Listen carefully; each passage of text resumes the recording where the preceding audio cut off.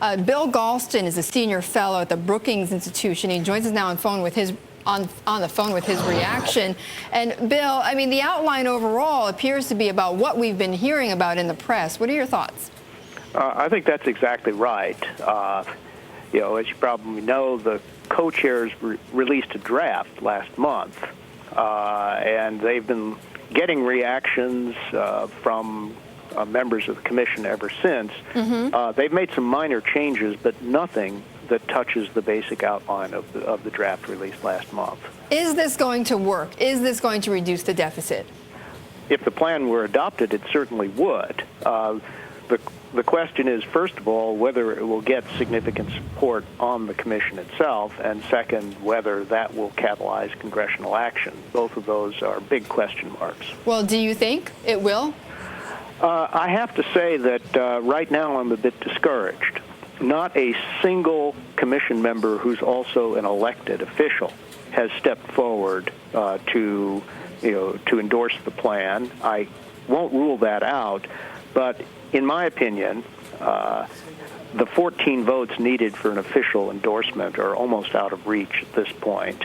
It would be a real accomplishment if, in addition to the the 6 non-elected official members, that the co-chairs could get 2 additional endorsements from from Democrats and Republican elected officials alike, for a total of 10. That would at least be a majority, and it would provide a veneer of bipartisanship. So what happens then, Bill? How do the commission chairs get that 14 votes if you think it's near impossible?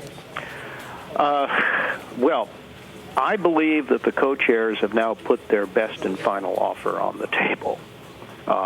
And there may be minor modifications here on out, but pretty clearly, if you make a big concession in one direction, then you reduce even further the chances of getting support on the other side. So they've located what they think is a center of gravity, and they're simply going to have to appeal to the patriotism and common sense of members of the commission now, and we'll see how far that takes them.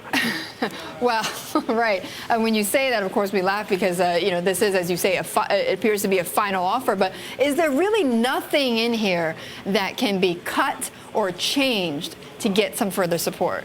Oh, look, I'm sure there is. But here's the problem. If you establish a serious deficit reduction target, then a concession on one side has to be matched by some equivalent and offsetting deficit reduction. And an equivalent and offsetting deficit reduction will produce new questions, new complications, new objections. And so they're really in a zero-sum game right now. There is no win-win strategy on the table. Every move comes with an associated cost. I agree. It certainly is a bit like playing chess, except you don't know if you're ever really going to win. Bill, then if they don't get the votes on Friday, what happens? Well, I think that that's pretty much the end of the matter as far as the commission is concerned. But votes or no votes, I think the co-chairs have managed to change the conversation in Washington, D.C. And that was perhaps the most that the commission was ever going to achieve anyway.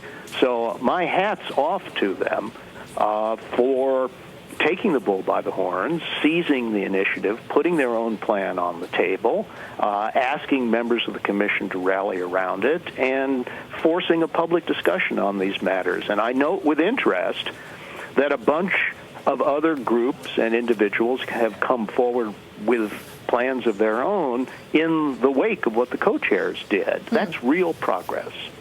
Bill, we're going to have to leave it there, but I appreciate your comment. That was Bill Galston talking about the Fiscal Commission and their proposal.